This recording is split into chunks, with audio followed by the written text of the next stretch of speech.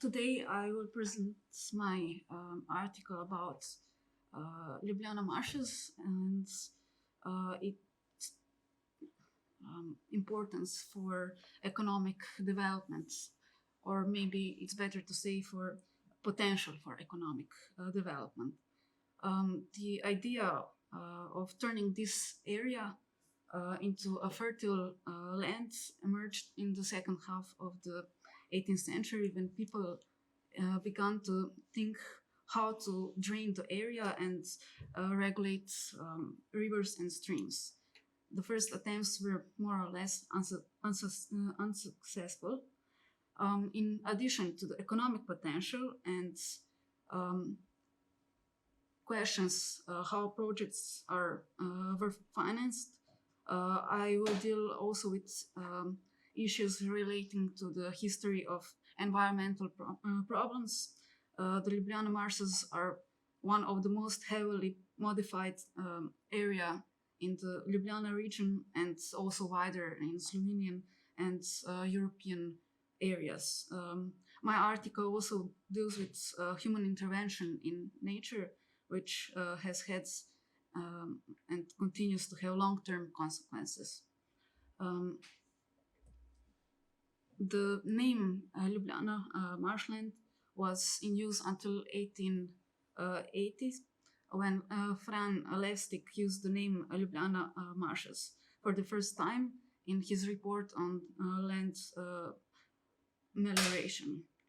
The geographer Anton Melik, who defended his doctoral thesis about colonization of the marshland in 1927, points out the threefold meaning of the Slovenian word barja.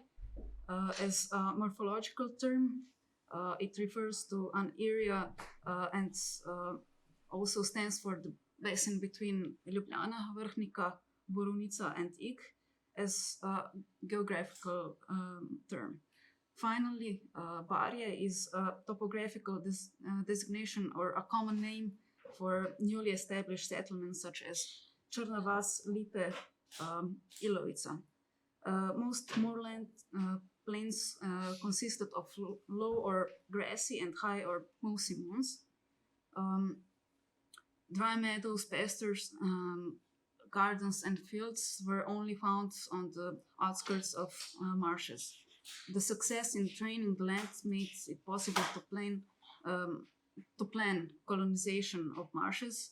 And as I mentioned before, examples of new colonies were the settlements of Črna vas and Lipe. The first significant interventions in Ljubljana marshes began in the 18th century, when large-scale land amelioration works were carried out. The first person to succeeded in draining at least some parts of the swamp was Zorn, the noble Mittelheimer, who dredged partly Crnovec Canal in 1762. He mowed grass and harvested oats on its dried up banks, which was a great success for the time. That piece of swamp, which Zorn drained and turned into fields, lies just along the Tržaška road near Brezovica in the western part of Ljubljana marshes.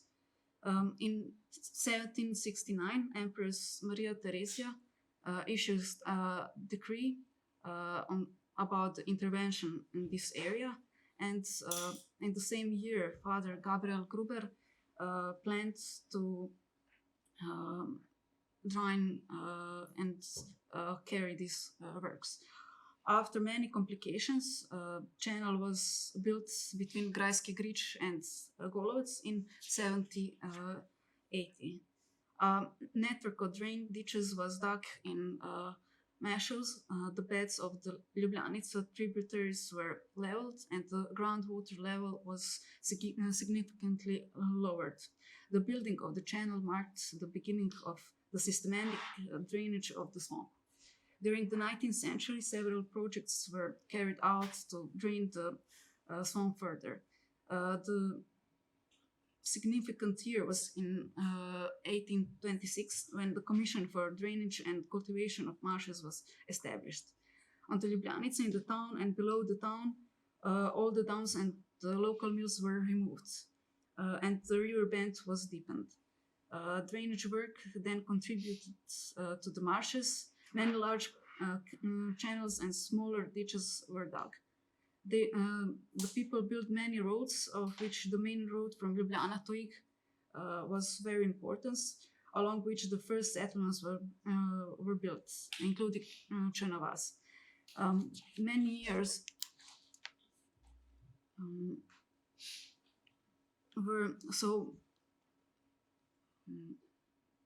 many areas were so high above the water level, and people could use it not only for meadows but also for agriculture. Despite the initial success, many significant deficiencies in the existing drainage system and the damaging consequences of insufficient care for the constant maintenance of the channels and ditches came to light in the following decades. The bed of the Ljubljanica in Ljubljana was constantly filled with mud and sand, as was the Gruber channel. The removal of peat layers marked the second half of the 19th century, which is also a sort of human intervention in this area, either for cuts instead of firewood or burnt to obtain fertilizer, and often it disintegrated it in contact with air. In some places, the marsh has lowered by almost 3 meters due to this process. The combination of peat removal and the neglect of channels and ditches, which required constant cleaning, again caused frequent floods in marshes area. The original intention was to convert the moors into fields and meadows. They were convinced that the dried up plain would become the country's main grain store and the top strong producer of hay, and the basis for a vigorous livestock industry. In the 40s and 50s years of the 19th century, things changed. Peat became an object of exploration, and people began to cut and dry it and use as fuel. Only by exploiting the peat layer and selling the peat did the new inhabitants of the area emerge from poverty and acquire means to cultivate the land better, keep a more significant number of animals, and achieve prosperity. The initiative to exploit the peat layer on a large scale came from entrepreneurs from Ljubljana. In 1845, Baumgartner, who leased the municipal brickworks in Ljubljana and set it up for peat burning, began to exploit the peat complex in Ljubljana marshes on a large scale. In the same year, Ignat Skaria from Ljubljana founded a large peat extraction company in cooperation with a company from Vienna. He used to supply the newly founded sugar refinery in Ljubljana, also leased a large peat complex near Črna, had 4 large channels to transport peat to Ljubljana. The company, founded in May 1845, immediately employed 100 to 150 people. In the 1880s and 1890s, there was another complete reversal in the development of cultivation and settlements in Ljubljana marshes, which resulted in a fundamental change in the entire economic life of this area. The change was since the peat reserves were exhausted. With the decline, or more precisely, reduction of peat exploration and the subsequent deterioration of the economic situation of the residents, the main board for drainage, which in 1878 replaced the previously mentioned commission which was established in 1826.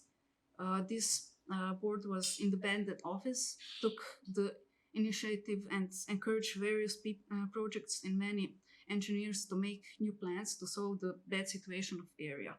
Nevertheless, the realization of the projects remained unfinished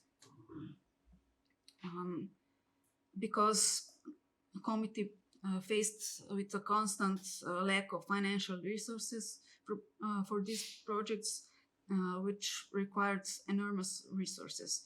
In 1882, Podolski prepared a technical report for the project on the drainage of the Ljubljana marsh, in which he wanted to achieve that an intelligent economy would be possible on the marsh, otherwise independent of the highest waters at any given time. The project, which was repeatedly updated and adapted to financial capabilities of the province and the main board, was finalized only at the beginning of the 20th century.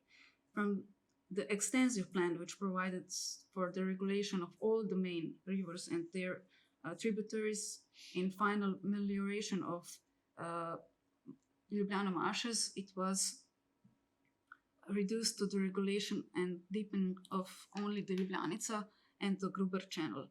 Establishing a special fund for melioration and public works created the conditions for a realization of this project. However, the Regional Assembly approved the law establishing in September 1900s. However, some time had passed before the fund was really established in 1907. So here we can see the projects that funds heads. They had also agricultural meliorations, and we can see that the years of 1912 and 1913 was more prominent, most prominent. And if we can see here in this table that drawing of the barja was the biggest part of these meliorations for agriculture.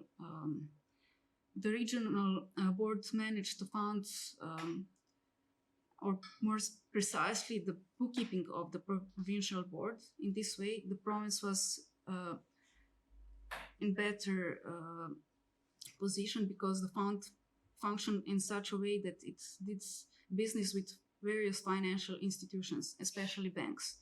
The first condition for the establishment was the credit that the fund obtained from Czech Bank of Savings Banks in Prague.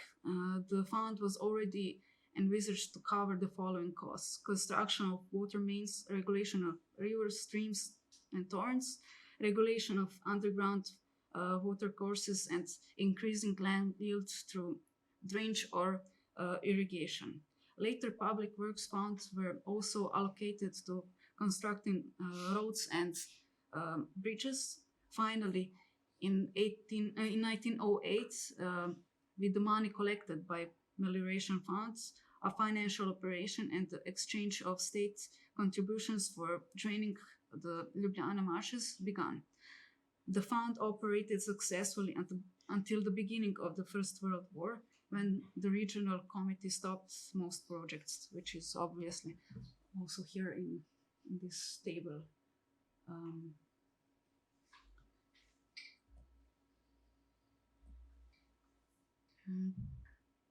The fund operated successfully when the regional committee between 1908 and 1911, when the deepening and regulation of Gruber Channel project was completed. In following periods between 1912 and 1916, a project to deepen and regulate Ljubljanica riverbed was also supposed to take place, which was interrupted and entirely abandoned during the war. After the war, the end of the First World War, relatively little was done in and especially during the first decades of Kingdom of Serbs, Croats, and Slovenes, they just done most necessary hydrotechnical work. Regulating the rivers on a large scale was impossible due to lack of credit. The existing regulation of Drava River, Kamniška Bistrica, Mura, Sava, and Savinja rafting rivers was only maintained with small loans. The maintenance of rafting rivers was financed from state funds. The mentioned funds didn't have enough money for new projects. The cooperatives established for the purpose mainly carried out the melioration facilities, regulation of minor water courses. During the period of Drava Banovina, the regulation of Ljubljanica was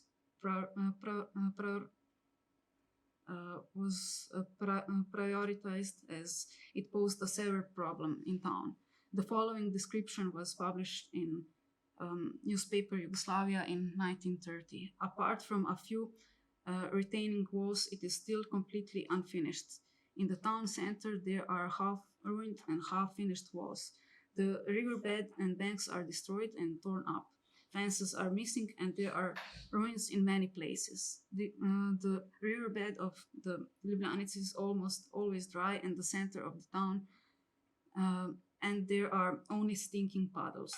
Due to the unfinished river walls, the stability of the surrounding houses and buildings also suffering. The bridges are also endangered, especially the Hrdetski bridge, whose foundations stand on soft piles that have been dry for years and are cracked. From all these points of view, hygiene, safety, aesthetics, and traffic, completing the regulation of Ljubljanica is necessary and extremely urgent. In the following years, newspaper Slovenec still emphasizes the importance of the benefits of regulating the Ljubljanica, but the main purpose of regulating of the river is not, as most people think, to make Ljubljana beautiful, but to dry out the Ljubljana marshes. The swamp is about 16,000 hectares and is mostly unused, but it would be possible to create an exemplary and extensive area, a real granary for the whole country. It is therefore necessary to regulate the main outflow from barja, the Ljubljanica. The purpose of regulating the Ljubljanica is to shorten the flooding time in the marshland, enable rapid drainage, and rise the water level to the level required by the various crops and marshland. Once the regulation has been perfected, the water will drain away more easily and correctly. And it will also be possible to recultivate and better utilize the marshland. Until the beginning of the Second World War, the consequences of the previous war still had to be overcome. Slovenian newspapers repeatedly pointed out that marshes was the largest reclamation area in Slovenia, which could once again have more significant production and better yields. And this is the same idea that people had in the 18th century, as I mentioned before. They wanted to Ljubljana marshland became